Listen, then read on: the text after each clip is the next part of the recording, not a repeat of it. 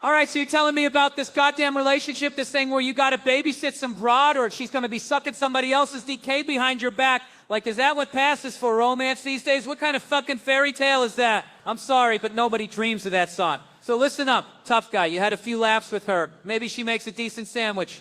I don't know, but she's out there in La La Land, chasing sunshine and dick, so let her go. Seriously, let her go. And find somebody whose brain is wired a little closer to your own. You know, someone who isn't treating your relationship like a goddamn revolving door. That's what I'm talking about. Anyway, that's it. Italy was great. Thanks for the pasta and the fake smiles. Ireland, England, Scotland, Amsterdam, Belgium, Germany. Good riddance. Those accents are killing me. I'm ready to get back to my dog Coyote O, who I haven't seen since goddamn July because I've been dodging European customs officials like the fucking plague. But I'm coming home before they cancel my goddamn visa or some other bureaucratic bullshit. All right? So if you like this little slice of angry truth and you want to toss a nickel in the hat, just go to billburr.com, click the podcast page, and hit the Amazon link before you buy your next overpriced spatula. It doesn't cost you anything extra, but I get credit for driving traffic, so either do it or don't. I don't give a fuck. And if you want to see me do my first show since this European cluster, I'm in Reno on August 27th with the absolutely fucking hilarious Todd Rex, one of the funniest motherfuckers I've ever met. The guy called a cop handsome after we got pulled over under a goddamn bridge. I almost died laughing. The guy's a genius. It's going to be tough to follow him, so get there early and give him the respect he deserves because he's every bit as funny as I'll ever fucking be, all right? That's the podcast. Go fuck yourselves. I'll talk to you on Thursday or maybe not because who knows what kind of such show this week will bring. This is 2023, folks. Chaos is the new normal. Oh, the goddamn royal family. Don't even get me started. We're paying for these inbreds to live like goddamn cartoon characters, funded by our taxes, our blood, sweat, and tears. Meanwhile, we're scraping by, and what's the trade-off? Total access to their lives, a goddamn real-life reality show. We don't need the Kardashians, we got the House of Windsor, right? So these nosy broads in Putney or wherever the hell they live are glued to the TV. Ooh, what kind of cancer does she have? Is it stage 3, stage 4? Like it's some twisted soap opera, their only goddamn entertainment. And then Meghan Markle, God bless her, shows up and says, wait a minute, you want pictures of my kid? Are you out of your goddamn mind? And they're all like, but. We pay for it. You people belong to us. Did she not know what she was signing up for? Seriously? Princess Di dying in a car crash? Those are ratings goldmine for them. The season finale of the century. Juliana Margulies, eat your heart out. ER couldn't touch that drama. Talk about a goddamn cliffhanger. Will they, won't they? Boom. Character eliminated. Ratings through the roof. They had to write her off the goddamn show. Jesus Christ. It's their sick, twisted game. They're obsessed with these people. Princess Bess looking like she got clocked in the face with a 9-iron. It's a goddamn freak show. And we're paying for the tickets. So next time you see a crown, remember it's bought and paid for by your misery. And their happily ever after is built on your damn reality. Oh, Jesus Christ. Netflix wants me to market my special ball hog like I'm some goddamn dancing monkey. Come on over, Tom. Show your stuff. No, you can't. Huh? And while you're here, take a whiff of this inclusivity where anyone can piss, shit, or whatever the hell they want in the bathroom, man, woman, undecided. Who gives a flying fuck? That's Chris, glued to the screen, because apparently breaks are for pussies. Check out our B set where I record podcasts in Spanish. Something I don't see that delicate flower Dave Chappelle doing, huh? And that fat fuck Bert Kreischer, yeah, the big boy himself, also on Netflix. We got to reinforce the floor on his side. The guy's a walking avalanche. Everybody else is doing podcasts in their mom's basement, but we got studios, multiple sets, 10 years of your mom's house. What the hell have you done with your life? We get guests, comedians, musicians, actors. You know who's funny? Musicians. Some comedians are like gargoyles with microphones. Christina P. sits over there with her hemorrhoid pillow after squeezing out my kids, by the way, yeah. I was there, unlike some dads I know. And what's this? Someone drew 6 tits on our dead dog, FIFO. What is wrong with people? I got invited to do stand-up at a minor league baseball game. Ricky Henderson was playing. They gave away bobbleheads, and they wanted me to do more stand-up in the 7th inning. Did you not see the bombs I just laid? I mean, come on, pup play. Don't even get me started on people pretending to be dogs, sticking tails up their asses. Rectally, Jesus Christ, this world is going to hell. This soft wall, though, I love this goddamn wall. I could rub my face on it all day. It's softer than my agent's promises and jackets. I'm a sucker for jackets every damn time. Dallas, Long Beach, I buy a jacket. I wear it once. This Gucci thing, Netflix bought it for me 2 days before shooting Ball Hog, and I didn't even wear it. Now they know the irony. This coffee, watered down piss. Too much goddamn milk, I would commit felonies for a decent cup of coffee around here. You see this jacket, Netflix bought it, and then there's Ball Hogs. That's right, Ball Hogs. I was doing some research in a hotel room, research, and I stumbled upon a whole genre of women torturing men's testicles, and I thought, that's it, that's the special. So thank you for visiting, thank you for watching or not watching, whatever. Go watch Ball Hog or don't. I got bills to pay. But seriously, get the fuck out of my studio. I got work to do. You have to go, now get. The human race is doomed, isn't it? Oh, Jesus Christ, another freaking hotel. You know how many Holiday Inns I've had to grace with my presence this year? And you know what always happens? It's like these mouth readers are reading from the same goddamn script. Last name, they grunt like I owe them something. Sagura, I say, and bam, here it comes. The inevitable, whoa, are you Japanese? Like totally 100%, right? Are you kidding me? Oh, we don't get a lot of Japanese folk around these parts. They drool. So I got to slam on the brakes. Hey, genius, newsflash, I'm not Japanese. And they squint at me, the wheels turning like rusty gears, but Sagura, it sounds Japanese. No shit, Sherlock. Maybe because you're pronouncing it like some anime character. I could say Smith in a fake Japanese accent, and suddenly I'm Mr. Miyagi. Then comes the golden question, the one that makes my blood boil. Well, what are you? What am I? I'm a human being, you imbecile. When's that ever a necessary question? The sushi chef, maybe. Fucking accountant, okay, maybe. Oh, Jesus Christ. You know what grinds my gears? These limousine liberals parading around Sunset Boulevard like they're hot shit. 30 feet, you say? A freaking limo pulls up 30 feet away. And who gets out? Big Daddy Kane. Big Daddy Kane, people. You know, the guy who's probably wondering why some pasty-faced ginger is yelling at him. But what else are you gonna do? Stand there like a friggin' mannequin? Nah, something just took over me. The spirit of racial. Well, no, let's not call it racial anything, because then I'd be labeled a racist. Let's call it the spirit of mutual recognition. Yeah, that's the ticket. And so I yelled, "Sup, Kane?" And he looks at me like I'm the biggest idiot on the planet. And of course I deny it. Classic. Wasn't me, Kane. Somebody else over there did that shit. Now, I'm not saying you should go yell at Big Daddy Kane, all right? But I am saying that if you ever see the guy and you feel that spirit of mutual recognition, don't fight it. Let that shit flow. And maybe, just maybe, he'll yell back. And if you don't know who Big Daddy Kane is, what rock have you been living under? Seriously, just go educate yourself. And then maybe you'll understand why I'm standing here yelling about a limousine and a rapper. Or maybe I'm just a crazy bastard. I rest my case. So I'm at this supposed doctor's office, right? A place that looks like it was designed by a committee of raccoons. And you can hear everything through the paper-thin walls, like a goddamn public service announcement for medical conditions nobody asked for. And I'm waiting, stewing, when I overhear the doc ask the guy inside, "So what's your medical need for marijuana?" And the guy's like, "Bone disease." Bone disease? Are you kidding me? I thought you just strolled in, winked, and said, "Weed's the bomb." And he'd be all, "Sign here, pal." So naturally I start panicking. My brain's a goddamn pinball machine of worst case scenarios. I'm thinking, just tell him you have AIDS. Yeah, AIDS. He'll ask when you found out, and you say 5 minutes ago. And then what? He asks for proof. Like I carry my goddamn AIDS card and my wallet next to my goddamn Blockbuster membership. No, that's too melodramatic. Dial it back.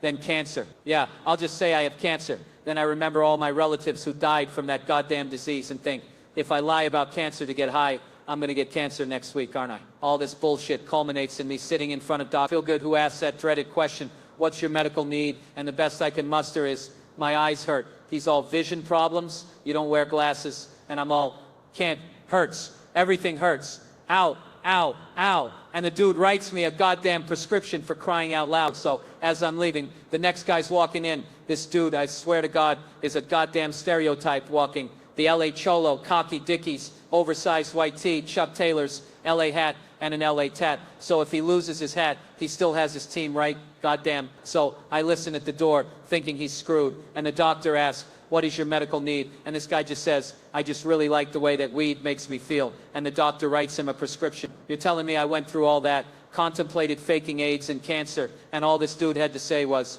"Weed's awesome, so I feel sorry for the rest of the people with real sickness. At least the last guy had functional eyeballs. You're lucky you have your health, U.S."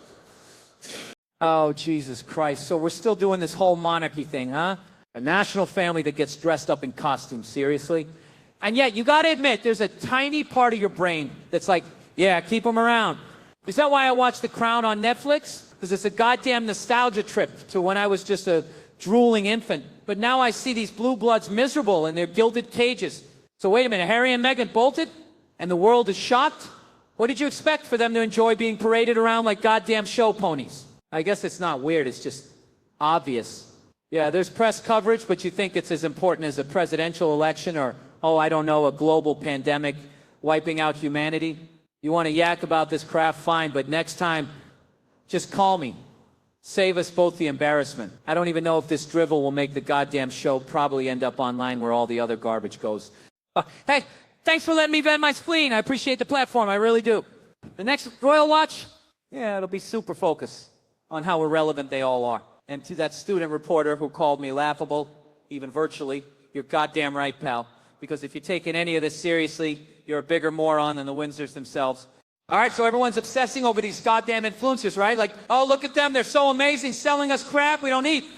Newsflash, people, we've always been sold crap we don't need. It used to be encyclopedias, now it's whatever the hell Addison Rae is hawking this week. And this whole woke versus anti-woke garbage, it's just the same old tribalism repackaged for Twitter. You got your Caitlin Clark stands and your Angel Reese defenders.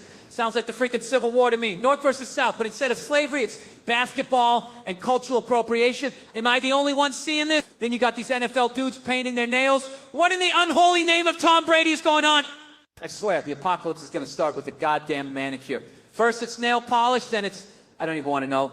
This whole performative outrage thing, it's exhausting. Everyone's so damn sensitive, you can't even tell a joke without some virtue-signaling snowflake crying about microaggressions. Remember when comedy was actually funny and not just a goddamn therapy session for emotionally stunted millennials? Now you gotta walk on eggshells, afraid to offend anyone. Jesus Christ, this whole Caleb Show bullshit is already making me want to punch a wall. Some dipshit interviewing Shane Gillis. Sponsored by Stacker 2, like this is some goddamn high-performance event? Where the hell are the women, huh? Oh, all my shows are for dudes, Shane says. Yeah, figures. A sausage fest, celebrating mediocrity. How many beers does it take to enjoy this train wreck? 3? And 5 for him to even attempt comedy. 40 drinks, you say? At 40 years old? Are you kidding me? And the urinal paranoia, afraid someone's gonna look? Who the hell wants to see that? Denying the pee on the wall rumors. Classic. Now we're on to fire extinguishers and evacuation plans. Jeez, this isn't a comedy show. It's a goddamn liability convention. People walking out yelling, surprise, surprise. Planned Parenthood thrown in there. Suddenly you're interested in checking stuff out, huh? Trying to get some pussy? What a charming individual. Nosebleeds at your shows? Oh, because some guys do cocaine. That explains it all, doesn't it? Real smooth, Shane. Real smooth. Wheelchairs and guns at your shows. Just toss them in. Fucking toss them in. No, you haven't thought about any of this, have you? You just stumble around spewing whatever garbage comes to mind and people eat it up. It's goddamn baffling. This whole clown show is a testament to the dumbing down of America, where unfunny shock value passes for wit and self-awareness is a goddamn myth. And honestly, I'm pretty sure I need those 5 beers just to forget this whole conversation ever happened. So cheers to that miserable existence, and may your next show feature more fire than laughter. 75, huh? 75 years of listening to bullshit. Government killed Kennedy. You think I'm reading some goddamn conspiracy pamphlet? I'm trying to do a goddamn show here. Chardonnay? You're throwing back Chardonnay like it's goddamn prune juice. What, you think you're gonna solve the world's problems with a buzz and a senior discount? Elvis? Elvis was your celebrity crush? You were 15, Sharon. 15. That's practically cradle robbing for the king, and you was a degenerate coke fiend. Jesus Christ, you were too old for Elvis, and I know Elvis was humping anything with a pulse. So that tells you everything you need to know, doesn't it? Too old for Elvis. That's like saying you're too boring for golf. It's practically an impossibility.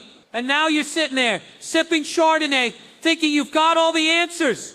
You know what the answer is, Sharon? The answer is nobody knows a goddamn thing. We're all just making it up as we go along, pretending we know what we're doing while the world burns around us. And you, Sharon, with your Elvis crush and your Chardonnay, you're just as clueless as the rest of us. Clueless. All right, so this chick comes up, 18 months sober, like she deserves a goddamn medal. All shaking and shit, nervous as a long-tailed cat in a room full of rocking chairs, right? Oh, I'm part of your recovery, she says. Like I'm supposed to give a fuck about her path to righteousness, as if my life is some kind of goddamn inspiration, a feel-good story for her little book club. Jesus Christ. 18 months, big deal. I've had shits that lasted longer than that. You think I give a rat's ass about your little victory over the crystal meth demon when I'm standing here, sweating under these goddamn lights, trying to make you chuckle, and she's waving around some dude's keychain like it's the Holy Grail. Sign it, like I'm goddamn Elvis Presley reborn as a recovering addict.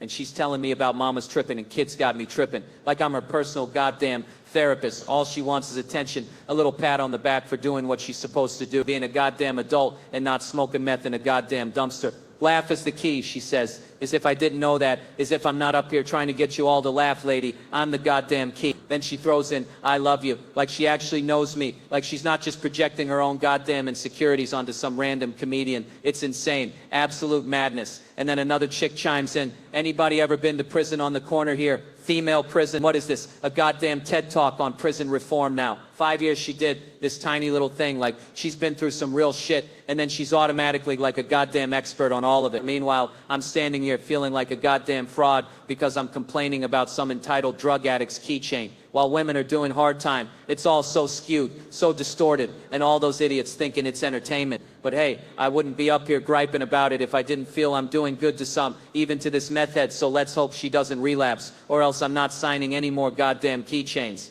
Oh, so I'm at this friggin' baseball card show, right? Remember those garbage dumps? All sweaty nerds pawing at cardboard like it's gonna buy them a mansion. I was just a kid rocking a fanny pack, which I know already paints a target on my back for every bully in a 5-mile radius, but what are you gonna do? My buddy, this little weasel, he's decided he's gonna be friggin' Robin Hood, except instead of giving to the poor, he's just lining his own goddamn pockets. Kirby Puckett, rookie, Dallas Strawberry, the whole damn shebang, shoving them all in my fanny pack. I'm just standing there like a goddamn idiot, an accessory to Grand Theft Baseball. We're making our getaway when, bam, some rent-a-cop blocks our path. He ain't going nowhere, he yells. Just then my dad shows up, my dad who thinks I'm some kind of choir boy, not a goddamn accomplice to the crime of the century.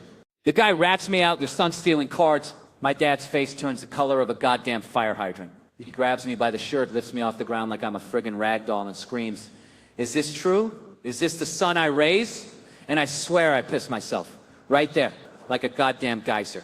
The rent-a-cop felt so bad he just let us go. So I get home, scared shitless, and my dad is furious. But years later, Christmas, we're at Sears, the place smells like desperation and cheap cologne, and I want one of those bendable wrestler dolls. Are you kidding me with these dating apps? They're supposed to simplify things, not turn you into a goddamn extra in a low-budget porno. What is this, 1997, and I'm on some weird AOL chat room. So I'm single, I'm vulnerable, post-breakup, like a wounded gazelle in a goddamn Serengeti of desperation, and swipe right on this chick, right? Hot, like cover of Sports Illustrated swimsuit issue. Hot, and she's even hotter in person.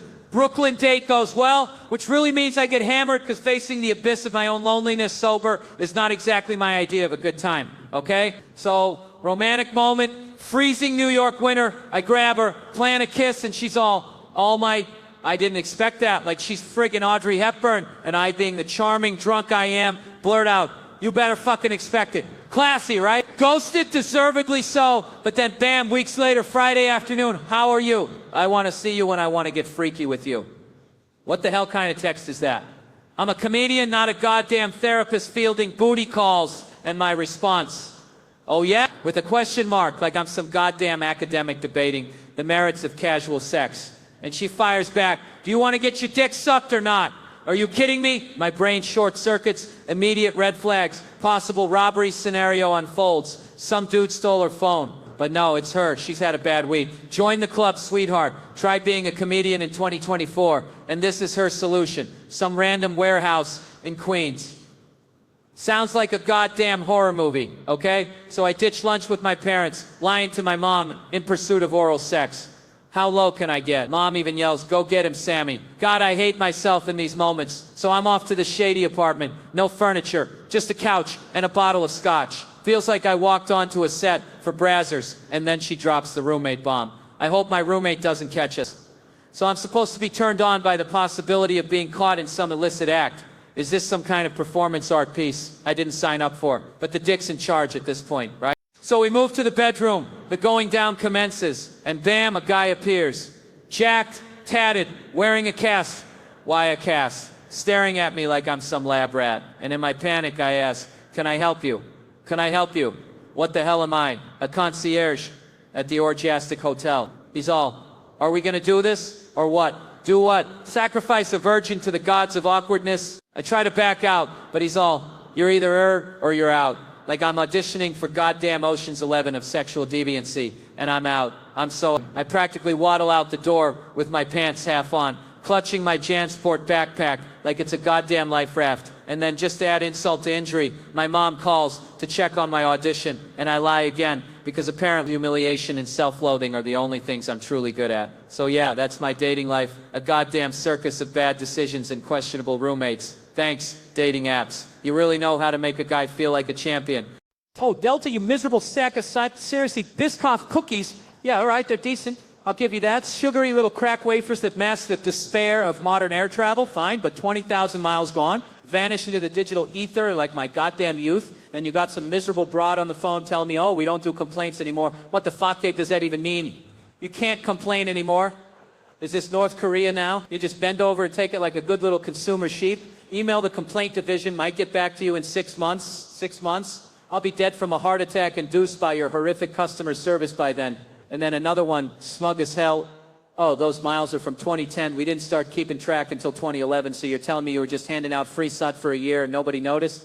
What kind of Mickey Mouse operation are you running? Sorry, she says with that fake hollow sorry that drips with condescension like she's apologizing for my existence and I lost it. I admit it, I told her I hope she died in a fire. Yeah, I said it, sue me, but come on, what else are you supposed to say to these people? I didn't wish her a slow, agonizing death. I just suggested a slightly warmer afterlife. Maybe a minor case of spontaneous combustion, just enough to singe her eyebrows and make her realize the error of her ways. Treatable fire, folks, treatable. I'm not a monster. No, I'm just a guy who wants his goddamn airline miles back, but of course that's too much to ask for in this dystopian hellscape of late-stage capitalism. So thanks, Delta, for reminding me why I hate everything. You're the goddamn best at being the absolute worst, and you know what? Your Biscoff cookies taste like ashes now. You know what grinds my gears? Fucking Delta. That's what... Oh yeah, they got the Biscoff, the goddamn crack cookie of the skies, okay? It's versatile. You can dunk it. You can eat it straight. It's like the biscotti's trashy cousin, all right? Biscotti thinks it's so fancy because it's studied abroad, right? Oh, look at me. I spent 2 summers in Prague nibbling on despair. But Delta, those cheap bastards, they swiped 20,000 miles, hard-earned miles from me. I called, right? And this woman, Sarah, with an AY, because of course the most insincere bitches spell it with an AY, tells me, oh, we don't do complaints anymore. What? You don't do complaints? It's like saying the DMV doesn't do lines. She says I can email, but it'll take 6 months. 6 months to tell me I'm getting screwed. That's like telling a guy he's got crabs, but he has to wait half a year to scratch them. Then she basically tells me my mother's well, let's just say she wasn't complimenting her parenting skills, okay? I'm paraphrasing, of course, because I learned in therapy that I can say whatever I feel. I can tell my girlfriend she belongs in a padded cell as long as I preface it with I feel like it's all good. Anyway, I get transferred to this other lady, a real piece of work, who tells me my miles are from 2, and they didn't start keeping track until 20. Direct quote, folks. So basically, I'm being told I'm too stupid to understand their elaborate scam, right? I told her she was condescending, and you know what she said? She goes, who am I? Who am I? Lady, you're the reason they need to put warning labels on staplers. So yeah, I told her I hoped she died in a fire, okay? I'm not proud of it, but I'm being honest. I didn't say kill yourself in a fire, just that I hoped it happened. Maybe a treatable form of cancer, a little karmic payback, you know? Nothing too extreme. But if she does get cancer, I hope her insurance lapses in 2010. That's all I'm saying, all right? Delta, you want to treat your customers like garbage? Enjoy the sound of 1,000 middle-aged men screaming into the void, because that's your business model now, you soulless sacks of lukewarm coffee. Oh, social media, you festering pit of virtue signaling and keyboard courage. Seriously, who the hell are these people? I swear, once a year I gotta dive headfirst into the comment section just to remind myself how spectacularly stupid the average human being is. It's like my own personal idiot. Check, my goddamn Groundhog Day of dumbassery. It's not that I want to, mind you, it's just irresistible, like popping a gigantic pus-filled zit. Disgusting, but you just can't look away. Speaking of disgusting, remember that little kid, what was it, 2 years old? Got chomped by an alligator at Disney World. Tragic, right? Yeah, Comedy Central's lawyers are sweating bullets hoping I say it's tragic, so fine, it's tragic, but don't act like you weren't thinking it. Disney's already got enough nightmare fuel for a lifetime, now they're serving up appetizers. Anyway, a couple weeks go by, right, and that comedian brain starts churning, and I'm thinking, all right, it's go time to wrestle with this goddamn alligator of a topic. So I get on stage at the Cellar and I crack a joke. I said something like, I'm not saying I'm a gun nut, but if that kid was packing heat, he'd still be here. Now, it wasn't my best work, I'll admit that, but it was timely. This lady in the front row, face like she's sucking on a lemon, just goes, no, who the hell are you to tell me what I can joke about? That's like waving a red flag in front of a bull that's been mainlining Red Bull. You just guaranteed I'm gonna write this joke all the way to hell. She's lecturing me like I'm supposed to be some paragon of sensitivity. Lady, did you even see the kid's funeral on TV? No, because baby funerals aren't televised unless I get my pilot picked up. Tiny caskets, big ratings coming this fall to MTV. So I said to her, all innocent like, well, if you did see it, you'd see the mom come out, tears streaming, and say, see you later, alligator. The woman just stormed out. Husband stayed, probably thinking I'd nailed it. You know how it is. And then bam, the comedy seller forwards me an email, 11 exclamation points. I counted and it's a doozy. It starts with, okay, you want blunt, I'll be blunt. You know it's about to get real when they start with the blunt talk, like they're about to perform open heart surgery with a rusty spoon. She says I'm a disgusting person because I disrespected a 2-year-old child who was murdered by the alligator at Disney. Murder? Lady, you think the alligator's getting paid for this? You think he's calling up his alligator mob boss saying, job's done, boss, where's my swamp cabbage? Then she says she's never been so offended and repulsed by someone in her life. I am honored. And then this little gem, she left immediately but stopped to tell the staff why. And they followed her to make sure her drinks were being paid for. Those Coronas weren't going to drink themselves, Sarah. Get your outrage on your own dime. And the kick, apparently the comedian before me was doing Holocaust jokes, and she didn't bat an eye. So I'm the bad guy for a see you later alligator pun.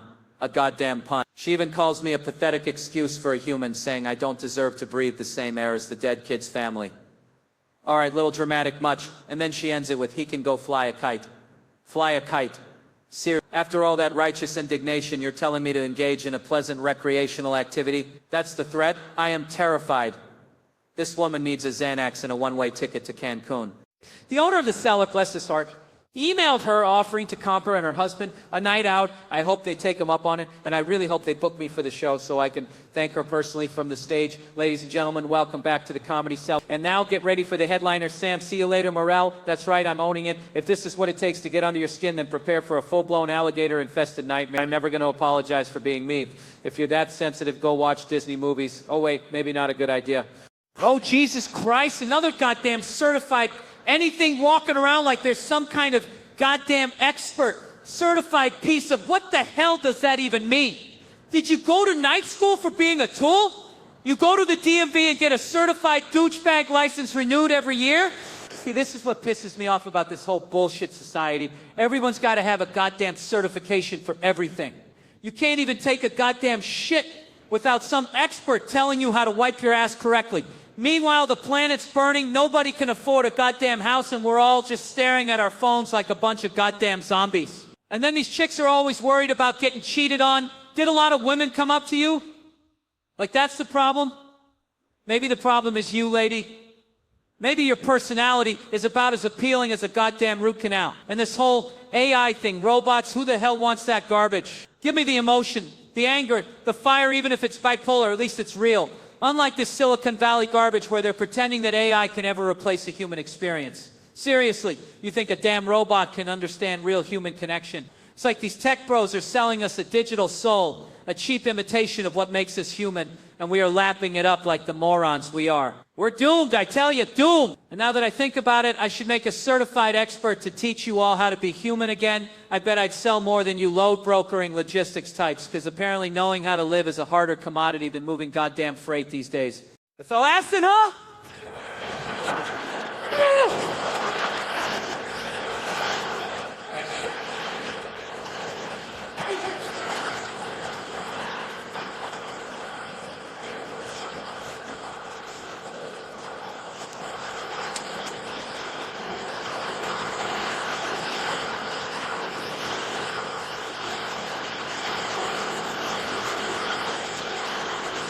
I ain't losing my goddamn hallucinatory virginity on your goddamn streaming service, but shrooms? Yeah, shrooms.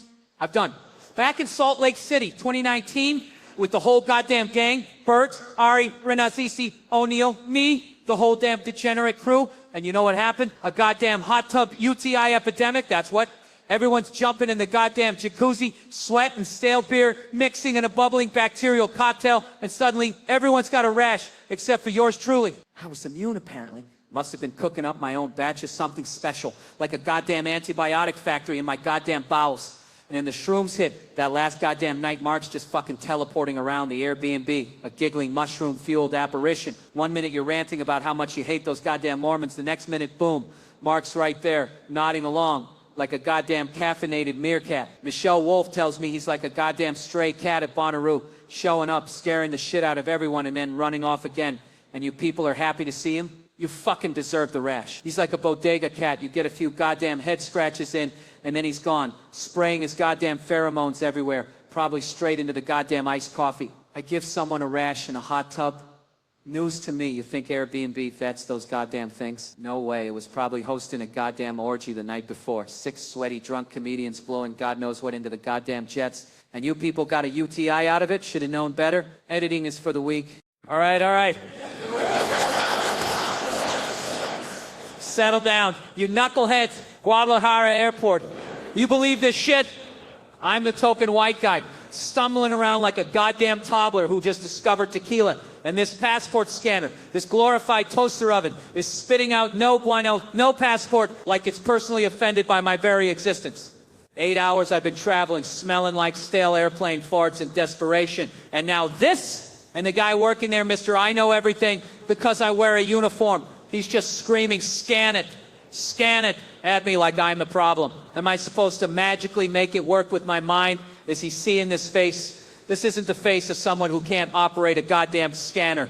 I've seen toddlers operate iPads better than this machine. Then he tries it, surprise, it doesn't work, and suddenly I gotta go over there. Over where, genius? To the land of functional technology? Why didn't you just listen to me in the first place?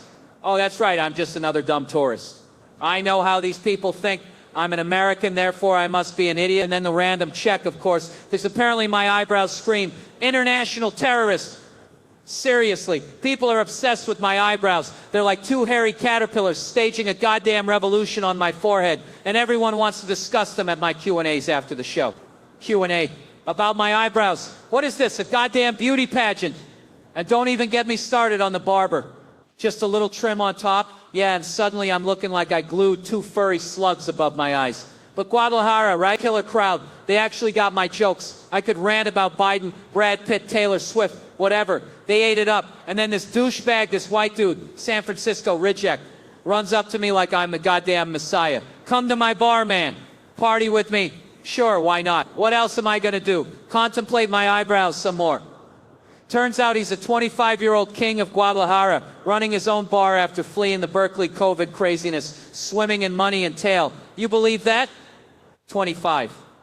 I was eating ramen out of a goddamn trash can, and he's offering me blow, talking about how he's living the dream, while I'm just trying not to make eye contact with the stray dogs. Then I get home, 9 million DMs about missing out on some epic orgy. Yeah, I think I dodged a bullet there. But still, Guadalajara, right? Mariachi, tequila, tacos.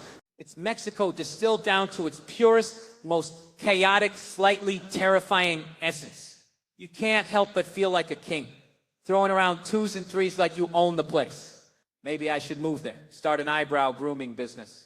Nah, who am I kidding? Probably just end up getting deported for insulting a passport scanner. All right, let me tell you something. This goddamn world, right? You go out for some goddamn barbecue trying to enjoy yourself, and bam!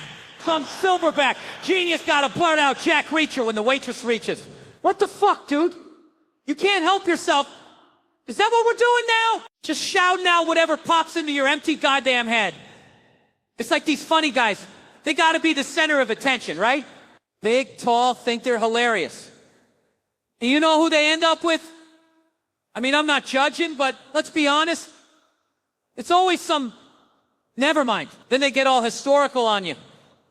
Oh, Joe Louis beat Schmeling. Huge victory for America. Like, really? We're still hanging on to that? And don't even get me started on the building that's blown outward. I mean, I'm no bomb expert, but if I see a building exploded outwards, I'm gonna guess, wait for it, it probably frickin' exploded. We need levity, they say. What about some goddamn common sense, huh? Look at the pictures. It's a goddamn explosion, Sherlock. Am I a secret animal problem? No, I'm just surrounded by goddamn morons who can't see the obvious.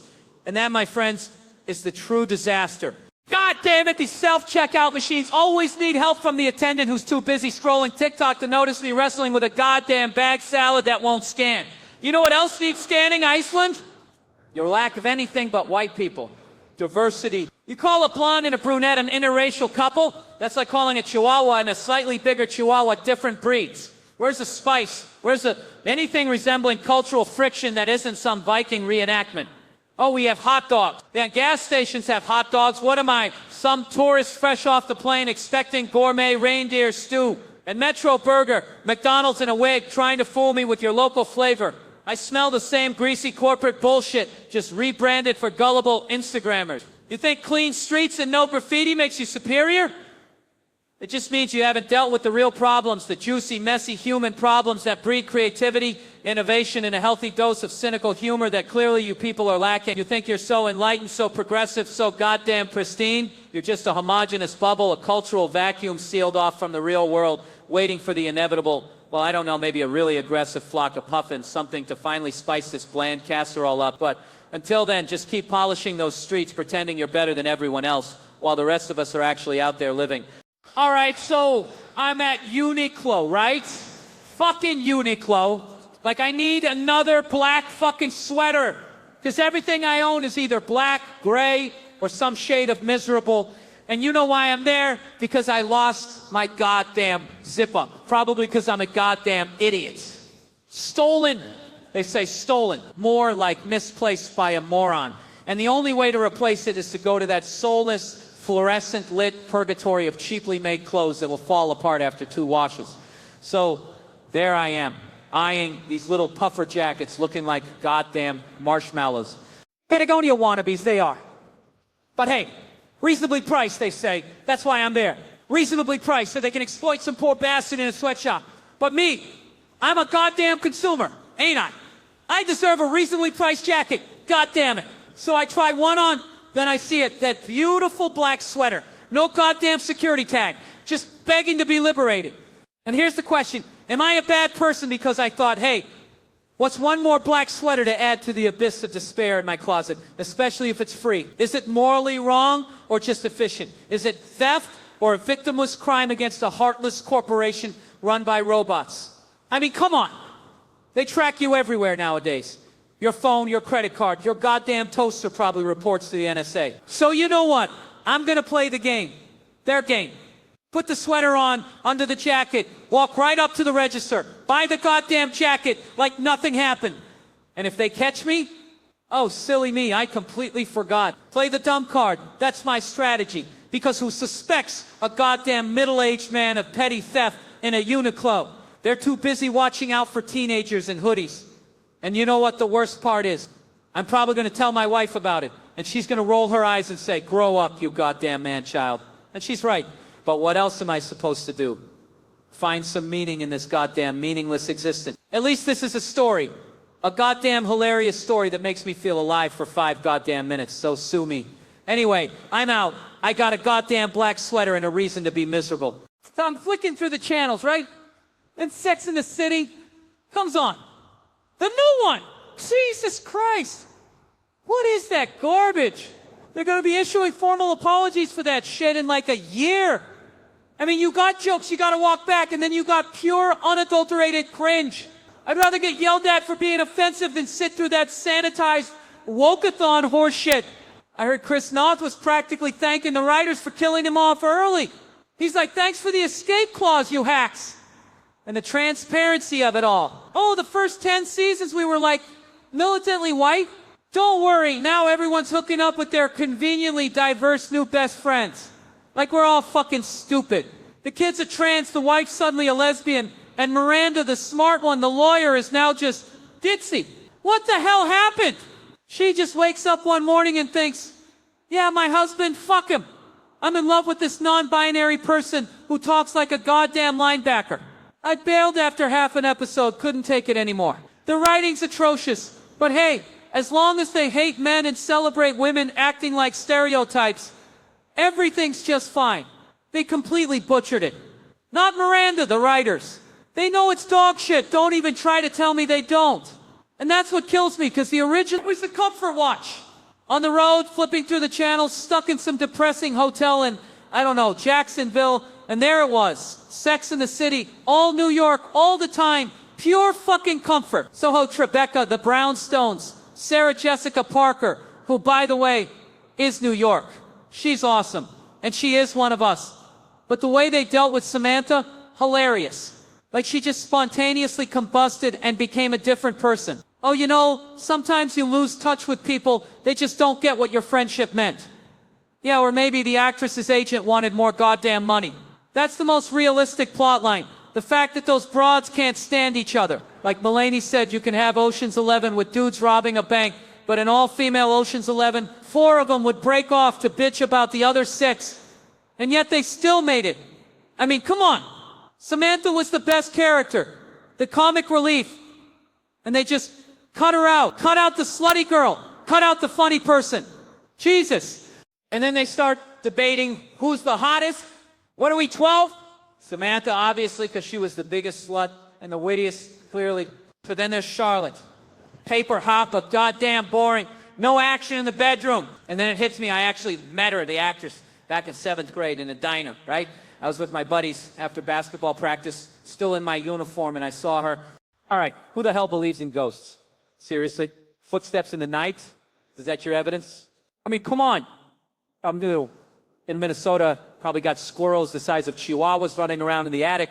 Well, it's got to be Casper, right? And Elise, you're with your friend here, the footsteps expert, and neither of you've seen a damn thing together. What kind of pathetic haunting is this? Is the ghost just shy? Like, oh, I'm sorry, are you having a nice time? I'll just shuffle around in the dark when you're not looking. How's that? And this guy with his son's girlfriend, what is this, some Scandinavian sitcom I'm missing? He's got a son who's dating someone who's here with him, because apparently young love and a spectral presence are on the same goddamn priority list. And where's the son? Oh, he's flipping burgers at McDonald's. At least he's doing something productive besides waiting for a chain-rattling, sheet-wearing hallucination to scare the crap out of him while his dad eyes up his girlfriend. God damn it, the missed opportunities. McDouble-D, I could have had gold tonight. So you're not looking, huh? Still scared of titties or what? You know what, now you just look gay, pal, face it. You've lost your shy guy card. You're officially just avoiding boobs out of principle at this point. It's the only explanation left. Seriously, algorithms picking comedians. Are you shitting me? Algorithms like some binary code knows funny? What the hell is going on with the world? We got this chump, Matthew Wright. Who the hell is this guy? Is he a robot? Is Skynet designed a comedian? What, he gets picked because he's easy on the eyes? What the fuck? Lip filler? Jaw surgeon? He gay-shaped? What is that? Is that a new fitness trend? Get gay-shaped in 6 weeks. And where's this damn shirt? They took it as protocol evidence. What, is he being charged with being attractive while telling jokes badly? Selling out world tours, but his comedy sucks. It's all about the traps, tattoos, and cheekbones. Are we rating comedians on bone structure now? This is bullshit. And those eyes, they changing the life, changing lives. How? By distracting people from the subpar material? The jig is up, Matt R. Time to come clean. Come clean about what? He's too good looking to be funny? You think someone's exterior dictates their comedic skill? What about the 12 years this poor sap's been hustling sleepless nights, editing videos, hoping anyone would watch? He's barely a comedian because he does crowd work. You haven't even seen a damn show. You've only watched clips online. You're judging the whole meal by the goddamn appetizer. And San Francisco. You love the Bay Area? What is this, amateur night at a tech conference? Met his cousin in the basement? He got showled. What the hell does that even mean? Okay. He likes doing crowd work for fun. And his 3rd-hour special's coming out on Netflix on November 15th. The real deal. But only if his wife, Frank Aaliyah McQueen, Bubble, seriously, what kind of name is that, is a fan. I swear, this whole damn thing proves that the comedy industry's become a popularity contest judged by goddamn robots who haven't seen a real joke in their lives, and that's why everything's going to burn to the ground someday. A baby named Khaleesi? Seriously? Khaleesi? What is this, season 8 of Game of Thrones? That show went to shit, just like that kid's chances of a normal childhood. Holding me, Matt Rife, on a baby's onesie. Jesus Christ, it's like a millennial Mad Libs, isn't it? You can't just slap a name and a cringe-worthy slogan on a kid and call it a day. Oh, she's crying? No shit! I'd cry too if my name was Khaleesi and I was being held by a comedian cracking wise about it. Mom's missing a sock? Of course she is. Priorities, people. Gotta get the hold me mad rife onesie just right, but the kid's got a bare foot freezing her little ass off. Dad's just standing there like a goddamn thumb. Why, Khaleesi? I just liked it. You just liked it? Lady, naming a human being isn't like picking out a goddamn latte flavor. It's a lifetime commitment. You should have stayed home and watched the freaking baby. Grandma's here too? Oh, great. A family affair of poor decisions. Speaking of poor decisions, this cowboy hat, I look like I'm about to get molested in Brokeback Mountain. No offense, Jake Gyllenhaal. Oh, she's got a cowboy hat? You an attorney? Take that goddamn thing off. Some of us work for that shit, and you're disrespecting the craft. Oh, she owns a gentleman's club? Don't call it a gentleman's club, lady. It's a strip club. Call a spade, damn it. Colorado, huh? Creative. I used to work there. The grandma used to work there. Holy Oedipus! Batman! You're 23. She's 23. You had a 3-year-old working at the strip club? What in the actual trailer park? This family is like a goddamn sitcom gone wrong. 2 kids, nanny watching them? So there are child care options? Well, then what the hell were you doing naming that poor kid Khaleesi in the first place? You're all just a bunch of goddamn clowns with a whole lot of bad ideas, and I swear to God this baby's gonna need therapy. Just unpack the sheer stupidity of her upbringing. So good luck with that, you bunch of yahoos. Bato with Whoa, my cab, Hemo, Bumblecat con key, the Daudor Sem, check la con none, chum profile key, tick di dudic, stick show, blah blah blah. So tang ne titeka, kai bom con, ho con so Thailand, ho con be, Wadarama ho con so Thailand, select fair. Lungo, track on, clitter, con chair con, sung net, Nilman non sekia, I mador do bowen shit too. Fate tra draw, sim seto, sim low, ho fan bit chum top tea, come to there, go make a now king set. Kadana Maracon to Cabon, Chicosa Thailand, Mardam Mato, Leto Sam, Atsan in Tuana, Nam Tovan To, Dokonom Tovana, Tom Melesta Bacon, Oi Tor, Oi Chekatra Mai Tom Mepan Funnel Cake, Petonel Go, I. May go Sam Hahon, got them mad, got them cat out to Samarawa, no my book some to want to like marble, no con, like marble there. The atom call, move it take up, move it on, move it talk, Sam talk up. All right, Chicago, what the hell was that?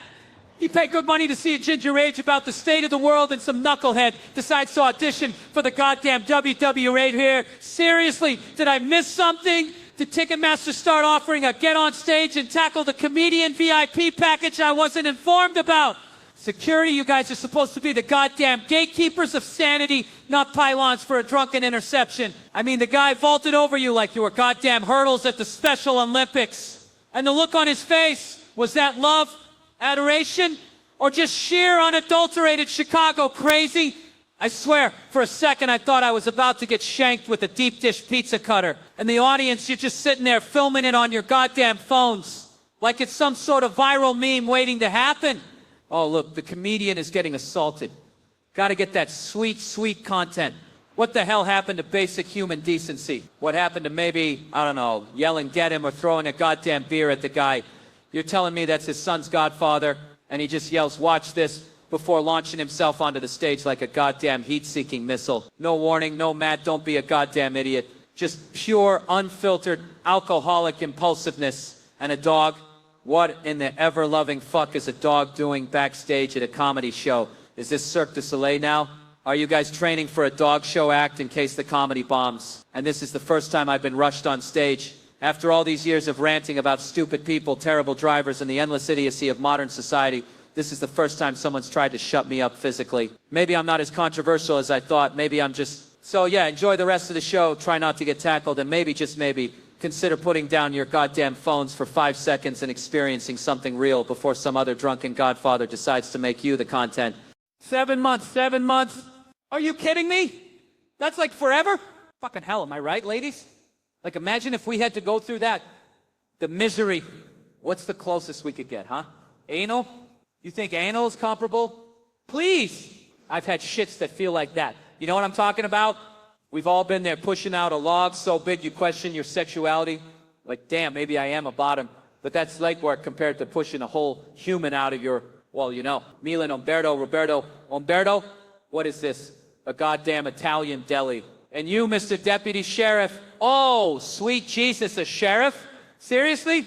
Well, suddenly I'm the one sweating bullets. Just kidding, mostly. You've shot people? Shot them?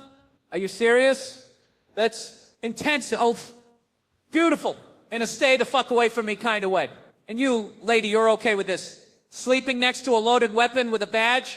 What kind of trust exercises are you doing at night? Don't even get me started on that axe business, because I ain't trying to get shivved in the dark, damn it. Don't say B? What the hell does that even mean? You ain't a butt? Act like one? I tell you, this GPS, this goddamn talking box, I swear it's got a vendetta against me, telling me to recalculate every 5 goddamn minutes, like I'm some moron who can't follow directions, which, all right, maybe I am, but that's beside the point. And these self-proclaimed best friends, huh? Best day of my life. They yell, slobbering all over you, practically begging to get in your goddamn will. Yeah, until the rubber meets the road, and suddenly Maya, the architect, the queen of goddamn right angles, is the only one whose opinion matters. What the fuck is that? You're building a road, for Christ's sake, not the goddamn Louvre. And then get in the car. You're gonna get dirty. Like I'm some kind of toddler. Jesus, people acting like they haven't seen dirt before. And it's all about the man on the grill?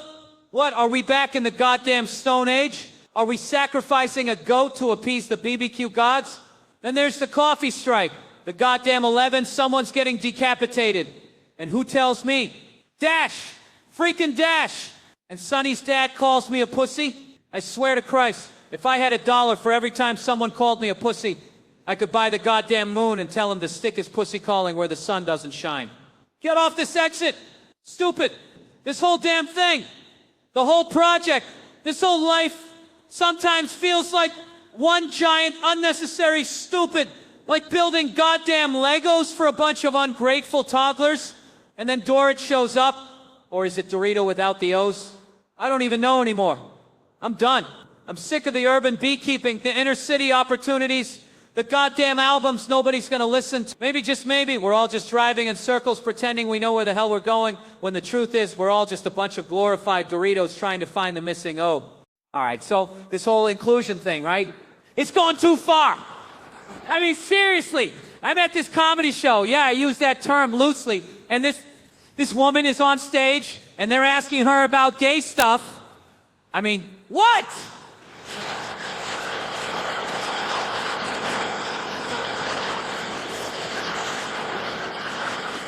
Oh, sorry, did I just say that? Is that offensive? Is it snowflakes? I mean, can I even acknowledge her melanin content, or is that going to land me in sensitivity training? So this lady, Black Ashley, who loves cash apparently, is getting grilled about gay stuff. A gay question, they call it. But there's a specific genre of question just for homosexuals. So some dude wants to know if pouring water on sauna rocks is some kind of, I don't know, coded, come on. Like gays are out there devising secret steam room rendezvous tactics instead of just, talking to each other. And she's supposed to know this? Why? Because she's, again, black? I swear, it's like asking me how to fix a carburetor just because I'm a white dude with a receding hairline. It's assumptions, people, assumptions. And then they start asking her about lesbian signals apps, how they find dates. Are you kidding me with this crap, Mr. Music? Like, I got time for this whimsical bullshit? Music is everywhere? Oh, really? Because all I hear is people yelling into their phones in the constant hum of incompetence. A clarinet? What is this? You think I need some dumbass instrument to tell me about music? It's fucking everywhere. Because we are forced to listen to it. Tap a pen on a paperback book. Is that your idea of art? I'm trying to read, not write a fucking symphony with a bike pen. A dress shirt in a laundry sack. You hear that? That's the sound of me losing my goddamn mind. Even a cat can bat a tune. Yeah, a tune of terror is some douchebag. Mr. Music tries to turn it into a percussion instrument. A pudding cup. You want me to stick a spoon in a pudding cup? I'm a grown-ass man, not some retarded toddler banging on pots and pans. Listen to the ruckus when you swirl Bordeaux. Oh, you mean the sound of rich people pretending to be sophisticated while they're all just drunk, shattering bottles and spilling their wine? Let me just break a bottle here. Great, now I got glass everywhere. Thanks, mister. Music! This new modern toilet. Oh, don't even get me started on technology. That thing flushes like a fucking hurricane. Is that music? No, that's me contemplating my mortality. Every time I take a shit. Tempur-Pedic bed, wake the dead. Do you want me to get sued? I'm going to need an attorney and I'll sue you all. All you, all you. My head landed weird on my ankle and it popped. Oh, that's music now, huh? The sound of my body falling apart? Is that artistic? I want a clarinet. What is that gonna be? You'll never believe what a sound it makes when I throw it out the window. Landed on a truck full of pillows. Is that what you told them? Grab that cat by the tail and swing it around. What am I, a fucking villain from a Disney movie? I stayed up late trying on clothes. I already own because I hate myself. And you want me to explain music? Music isn't about banging on things or torturing animals or modern toilets. It's about corporations trying to sell you something that's a fucking lie. And it's a distraction. We don't care. You hear them? They don't care because everyone's too busy staring at their phones to notice the world is burning down around them. So thanks, Mr. Music, for wasting everyone's time with your pseudo-intellectual crap about finding music in trash cans. And while we're at it, let's all go buy something we don't need. So I went to this freaking doctor, right? Figured out maintenance. Got to check the oil, make sure the engine's not about to blow. But, you know, deep down, it's going to be bad news. Like, when's the last time they ever said, hey, you're perfect? Like a Greek god? Get out of here, Apollo. Never happens. But I didn't expect this guy to be a complete tool. Usually they're all, oh, interesting story, sir, about how you sneezed and threw out your back lifting a Cheeto. Patronizing bastards who just want to bill your insurance, right? But this guy, I'm sitting on that paper-covered table, feet dangling like I'm 5 years old, waiting for him to tell me I'm dying, and he walks in. No hello, no good morning, just points at me like I'm a suspect in a lineup. You want something for your hair, he says? What kind of opening line is that? Has nobody told you you're balding? No, doc, I thought I was just developing a highly aerodynamic head. Then he pulls my chart, makes a huge production of it like, Gabio. Oh, beaut, and goes, wow, what, did I spontaneously combust? Do I have leprosy? You weigh 2045? Yeah, doc, I had pizza last night. Want to make something of it? You weighed 2030 last time. No shit, Sherlock, that was before Thanksgiving, Christmas, and every goddamn Super Bowl party in between. You're the fattest patient I've seen all day. It's 9:30 in the morning, you haven't seen many patients, genius. Your muscle enzymes are through the roof. Yeah. Well, maybe I lift things, ever think of that? They're off the charts, like an Olympic athlete or a cocaine addict. Cocaine? I'm too cheap for cocaine. And aren't cokeheads supposed to be skinny? Maybe you're on cocaine, you hyperactive chart-wielding maniac. Then the nurse, bless her heart, tries to smooth things over. Maybe he runs marathons. He just glares at me, says, look at him. Look at me. I'm a goddamn masterpiece. So I say, all right, this has been a real hoot. Gotta run. And he goes, hold on. You married? Yeah, what's it to you? To a guy? Are you kidding me? Oh, I thought you were gay. Why? Because I don't have a six-pack and a crippling addiction to CrossFit. Then he shows me my chart, where he wrote gay with a question mark. Just kidding. He says, kidding? This goes on my permanent medical record. Next thing you know, they'll be giving me estrogen shots and forcing me to watch RuPaul's Drag Race against my will. So my wife asks, are you going back there? Are you out of your mind? That's the funniest freaking doctor on earth. I'm keeping him for entertainment value alone. Oh, Jesus Christ, you know what I hate? Trying to be a goddamn responsible adult and sort my goddamn trash. Is it recycling? Is it compost? Landfill? What the hell is this? A pop quiz from Captain Planet. I mean, Jesus. Why do they make it so goddamn complicated? Anyway, Neil Brennan, huh? Belasco Theater, big deal. So it's a box, all right? A glorified cardboard box where he's gonna whine about race while Kevin Hart's making millions talking about camel dicks in Egypt. What the hell am I doing with my life? I feel like a goddamn misfit, a goddamn square peg in a round world. And you know what? Nobody likes it. Vegan? Boo. Don't drink? Hiss. Weed makes me panic and pass out? What the hell is wrong with me? Unmarried at 48. Now that's a goddamn cardinal sin, isn't it? Like telling a woman on a first date you hate kids, or walking into a job interview and proudly announcing you can't use a computer. What the fuck is that? This is my follow-up to 3, and if your restaurant closes at 9 p.m., you're not a restaurant, you're a goddamn glorified lunch counter. Why can't I just do regular stand-up? No, I gotta be all artsy-fartsy, need 3 microphones, equidistant shit, and now I'm peddling Neil Brennan blocks. trying to stream on people like some goddamn internet pimp. Hey, buddy, have you been streamed on lately? I got the stream. You got the eyeballs. Let's make some goddamn magic happen. It's all just an elaborate guilt trip disguised as entertainment, and I'm selling tickets, aren't I? So I moved, all right? Fucking moved. Bought myself a house, fancy schmancy neighborhood, because apparently after all these years of screaming in microphones, I can afford it. Thanks a lot, you enablers. But this neighborhood, it's like walking into a fucking Armani store where they offer you Perrier and you just want to yell, I left my wallet in the car. Everyone's a goddamn hedge fund manager or a partner at Dewey, Seedham and Howe. And I'm just thinking, hey, do you guys even eat ass or are you too busy counting your gold coins? Then there's this, get this, a former senator lives down the street. A real-life goddamn politician, the kind of guy who probably shits gold bricks and wipes with $100 bills, and everyone's whispering about him like he's Bigfoot or some goddamn thing, and I'm like, leave the man alone. He probably needs a break from screwing over the country.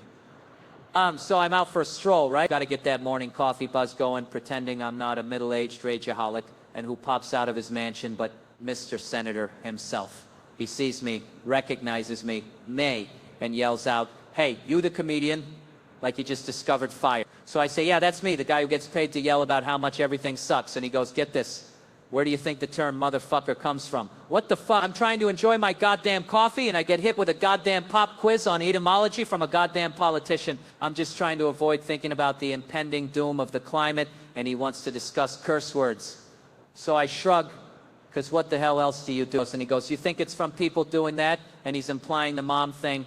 No, sir, I thought they all went to college, got married, and then had sex, then made babies, and I got confused. I'm thinking, this is going to be one of those conversations, isn't it? Where I have to pretend I give a shit about something a rich dude thinks is important while my brain is screaming for an IPA and a nap. And then he says, how about daughter? Daughter? Is this guy hitting on me in code? Is this some high-level political power play I'm too stupid to understand? I mean, who says, check out this crazy daughter over here? What in the hillbilly hell? So I politely back away, thinking I might have just stumbled into a Blue Velvet sequel and keep walking. He must have realized how goddamn weird that was, because he pops out again as I'm heading back and yells, I didn't want it to end like that. A motherfucker is someone who screws your mom. Like, duh. And then he proceeds to mansplain the concept of disrespect to me, a guy whose entire career is built on disrespecting everything and everyone. So I'm hearing about this Olympics thing, right? Like, seriously, the Olympics? This whole damn dog and pony show, all the flags and the anthems and the goddamn athletes acting like they're curing cancer. I mean, what the hell is that even about, huh? So Kroll and Mulaney worm their way in, backstage passes, the whole shebang, rubbing elbows with the glitterati, pretending like they give a rat's ass about synchronized swimming or whatever other ridiculous crap they peddle, right? They're hanging out with these sweaty, lycra-clad specimens in their little team tracksuits, snapping selfies like they're discovering penicillin, thinking they're so important till suddenly they're right on the edge about to prance out in front of 60,000 people and a billion freaking eyeballs glued to screens worldwide. And what they're almost ready to make it all about themselves and screw up everything for everyone, huh? And then they jet off to Korea because apparently being around all that virtue and patriotism gave them the munchies. Got to get some goddamn barbecue with celebrity chef David Chen, who apparently thinks rules don't apply to him because he can make a decent plate of bulgogi, wandering around like he owns the place, stealing other people's grub like some kind of culinary pirate, and nobody says a damn thing. And then Kimmel brings up Mulaney, his partner, like there's some kind of comedy Voltron, and then the bomb drops. Pete Davidson, are you kidding me? That skinny tattooed comedian dating machine? Seriously? Mulaney trades Kroll in for that. What is wrong with this country? So now they're doing some artsy-fartsy play, My Dinner with Andre. Two dudes jawing for 90 minutes, and they expect people to actually pay money to watch that. People are going to think it's Andre the freaking Giant, and they'll be pissed when all they get is two privileged comedians navel-gazing for an hour and a half, and the world is going to hell. Meanwhile, I'm stuck listening to all this bull. This whole damn thing is a perfect storm of celebrity narcissism, virtue signaling, and the unbearable lightness of being famous, while the rest of us are just trying to make rent. The Olympics are a joke, celebrity chefs are overrated, Mulaney has lost his damn mind, and I need a drink. All right, so I'm at the doctor's office, right? Waiting, because that's what they do, these sadists. Well, this geezer, this walking corpse, starts bragging about his tendon transplants. Tendon transplants! Like, I give a rat's ass. He's all, oh, I got him in my right leg. Right leg? So what, pal? My grandma has a bum knee, you want a cookie? Then he drops this bomb, this total fugly move. Left side, I'm a 70-year-old man. Right side, I'm a 35-year-old black man. What in the actual crispy fried fuck? So your legs are having an identity crisis. You got a geriatric jogger on one side and a young buck itching to steal hubcaps on the other. You ever get restless leg syndrome? It's probably just your legs arguing over who gets the last donut. This idiot's practically doing blackface with his own goddamn leg. Thinks he's some kind of medical marvel. And then he's got the nerve to say, some of us have good-looking legs. They're not even yours. You moron. You're rocking someone else's damn limb like it's a goddamn trophy. Ashy and everything. This is peak white guy privilege, thinking he can just appropriate anyone's damn tendons. Turns out the legs belong to the beautiful black man right next to him. His dad. I'm sorry, but what are the odds of that? You were walking around with your dad's tendons? And you have a biker named Magnum. Magnum. So you're telling me your biker gang calls you a condom brand, right? You think you're rolling with the Hells Angels, but you are riding an e-scooter to Whole Foods with your reusable bag. Turns out this guy got him from stepping off a curb protecting some old woman. Oh, Jesus, people, right? No jurisdiction, my ass. Extradition. Yeah, that's the word these ivory tower dicks throw around while some scumbags sipping Mai Tais on some lawless island, probably laughing at us. Like, what kind of backwards system is this? You fly the bastard to paradise and you're in the clear? Are you kidding me? That's how justice works now. Fucking Uber for fugitives.